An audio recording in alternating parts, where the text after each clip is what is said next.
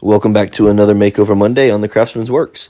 And today on the workbench, we have this Wilson A2070 CF1 custom fit glove. I don't get a lot of these custom fits in, but I got two that I've posted in this last month, which is pretty interesting that they come in at the same time. This one really needs a deep cleaning, so we're going to get that done. And then we're going to do a couple other customized things to this glove. The customer wanted a palm patch or a pad of Shock Tech material in order to provide a little more padding in the palm.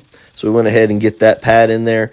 Also going to re-dye the leather to make it all look the same color. We went with a little darker, warmer color brown that looks really great on this leather. Then after re-dyeing, we will go ahead and repaint all the lettering. Condition the glove up really nice, and then relace it with some new nice black laces, and it comes out really great. So go ahead, kick back, relax, and enjoy the restoration of this Wilson A2070 CF1 custom fit glove.